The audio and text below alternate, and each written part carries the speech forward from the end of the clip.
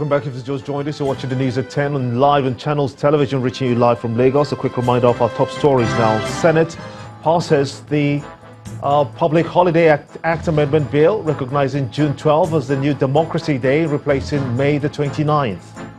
Electoral umpires shift date of governorship elections in Bayelsa and Kogi states to November the 19th from the original November the 2nd date.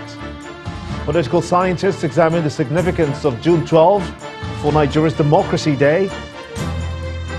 U.S. police dismantle international cybercrime syndicates that stole over $100 million from more than 40,000 victims in 6 countries.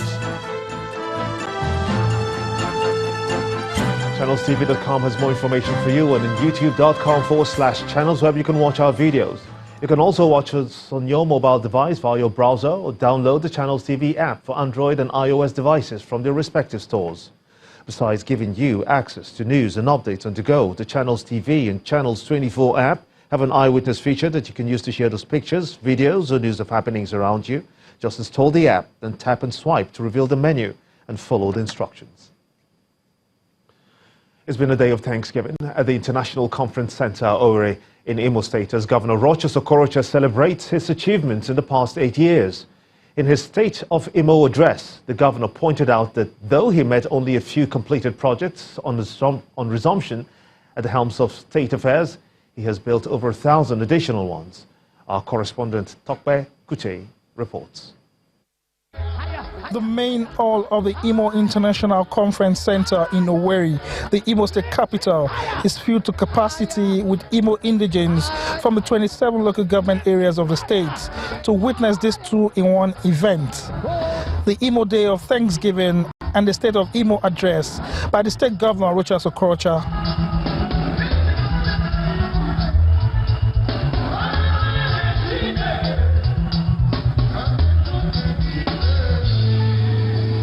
While thanking the people of Imo for their support in the last 8 years, the wife of the governor, Nkechinye Okorocha, takes the opportunity to highlight some of our achievements through our initiative, the Women of Divine Destiny Initiative. Today, when I look at the relationship that exists between women and their fellow women, that exists in families, I can say for sure that indeed God has relocated to Imo State and is still in Imo State.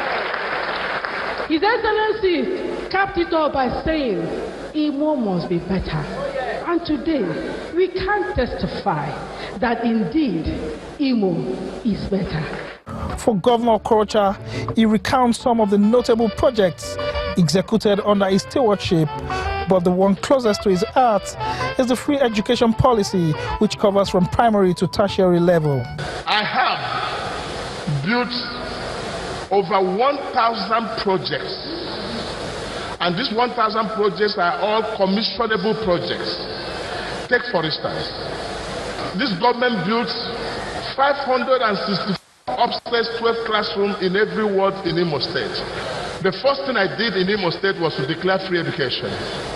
And since 8 years down the line, education has remained free and nobody pays 1 naira as school fees, both in our university and polytechnics and secondary schools. The event witnessed various musical presentations. Hallelujah! Oh, hey,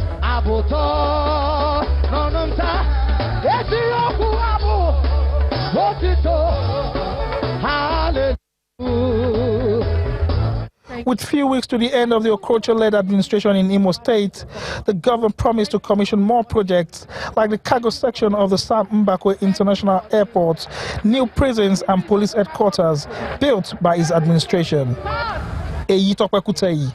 Channels Television News. And while the federal government says it is redesigning the nation's education program to meet with 21st century requirements, this is according to the Vice President, Professor Yemi Osinbajo, who made this known at the grand finale of the Lagos State University 23rd convocation. The event was attended by the Governor of Lagos State, Mr. Akinwumi Ambode, and Governor-elect Mr. Babajide Sanwo-Olu, among other dignitaries, including the former President of Ghana, Mr. John Dramani Mahama. Professor Osinbajo delivered a lecture on the topic, African Center of excellence in Africa, a veritable catalyst for nation building and development. We will be more focused on achieving the educational outcomes specified in the Sustainable Development Goals, such that we can meet the targets for school enrollment, quality of education, adult literacy, and the quality of teaching by 2030. Secondly, we have, with the collaboration of state governments, undertaken an ambitious program to get the millions of out-of-school children back into school. But more importantly, we are redesigning our educational curriculum as part of our educational roadmap, which we've titled Every Child Counts. It's quite clear that we have to change both the substance of education that our children receive, as well as the methods by which they are educated. We are clear that the key to achieving all of these goals is to focus on what we have described as STEAM education as opposed to STEM. Nigeria's Vice President, Professor Yemi Oshibajo. Let's quickly cross over to our Abuja studios now with Malkwe Ogunyusu for a couple of more stories. Malkwe. Hello, Gimba. We welcome our viewers to our Abuja studios. After the Vice President left Lagos today, he presided over a special Federal Executive Council meeting at the State House in Abuja. The Minister of the Federal Capital Territory, Mohammed Bello, who briefed journalists after meeting, explained the reasons behind the controversial demolition of Caramelo nightclub in the nation's capital. He said the action taken was as a last resort, following a breach by the original owner. The FCT minister acknowledged that Abuja is a city for everyone, but the law had to take its course, and the government is determined to follow the master plan in all its dealings. And let me also clarify one point.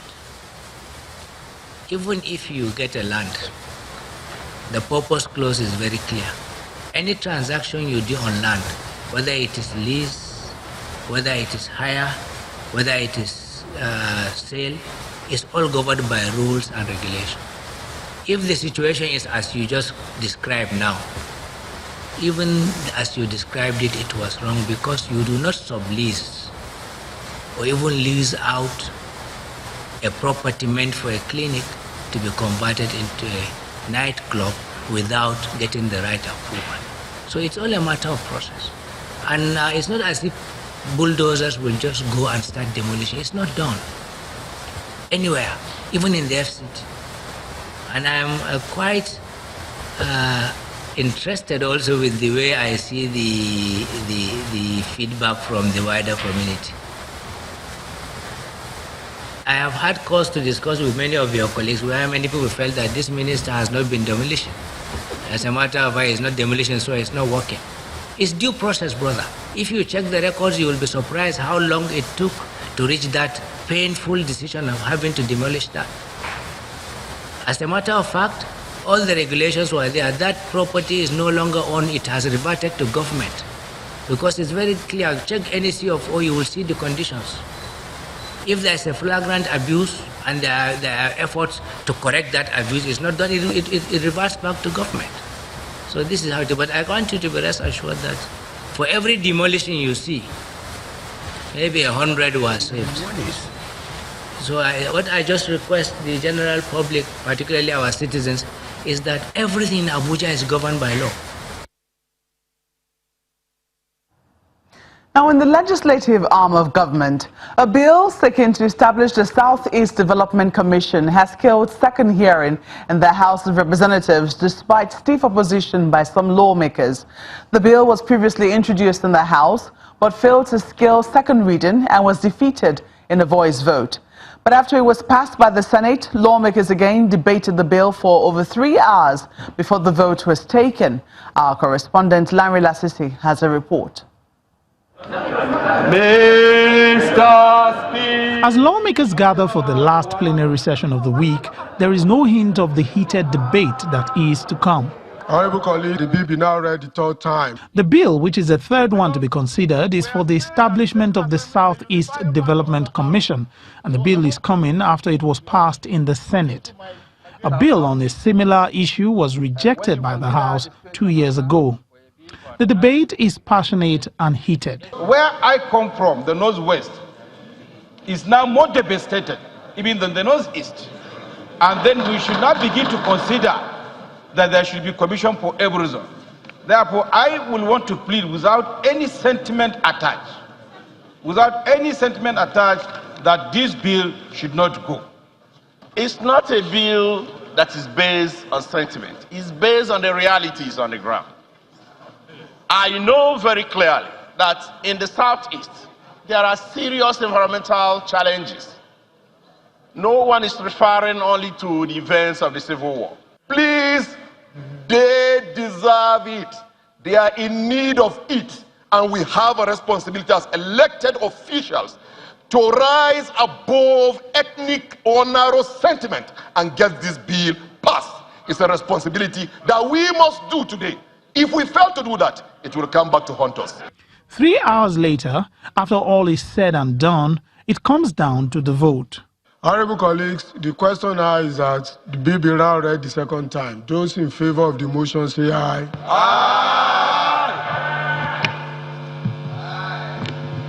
Those against say nay. Nay. The ayes have it. Clerk is invited to read the long title of the bill.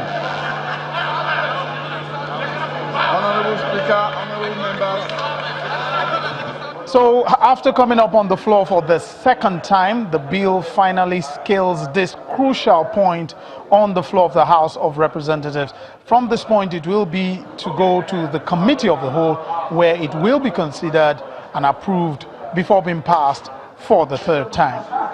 Lanre Lasisi, Channels Television News.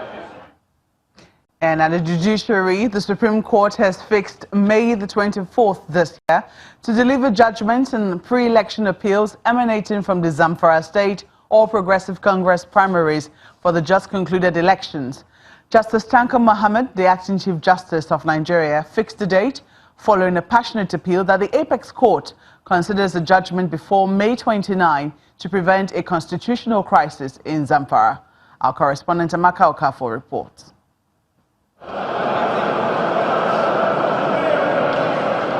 It's less than 2 weeks to the May 29th inauguration day, when some newly elected public officers will take up their various positions. But the Zamfara State All Progressive Congress, which although won majority of the elective position in Zamfara State, is still engulfed in a legal tussle of the rightful candidates to represent the party. 2 appeals emanating from the Zamfara State All Progressive Congress primaries have moved from 2 high courts, 2 appeal courts, and have ended up at the Supreme Court, which has a final say on the issues at stake. In the Zamfara State main appeal, filed by Sanusi Limandan Al-Haji, his counsel, Mr. Latif Fagbemi, pleaded with the 5-man panel of the Supreme Court to allow the appeal and restore the judgment of the Zamfara State High Court, which allowed APC to field candidates in the 2019 general elections. Mr. Fagbemi specifically pleaded that the judgment of the Court of Appeal Sokoto Division, which prohibited APC from nominating candidates for the general elections on the grounds that the party did not conduct a lawful primary, should be set aside because the judgment is a miscarriage of justice. However, Mr. Michael Zokome, who stood for Senator Kabir Marafa, and 140 other respondents urged the court to dismiss the appeal and affirm the appeal court's judgment.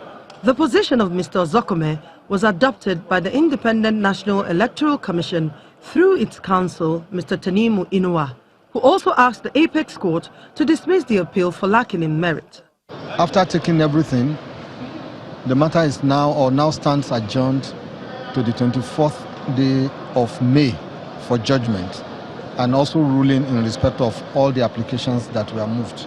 It involves the so-called primary elections held in Zamfara, which the respondents here said were not well heard in accordance with the constitution of APC, in accordance with the provisions of the Electoral Act, and in accordance with the provisions of the 1999 Constitution. Judgment has been fixed for May 24, 2019, when the Supreme Court will lay to rest issues surrounding the Zamfara State All Progressive Congress primaries.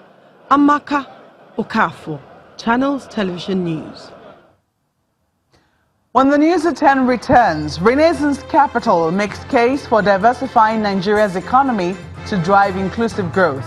Do join us again.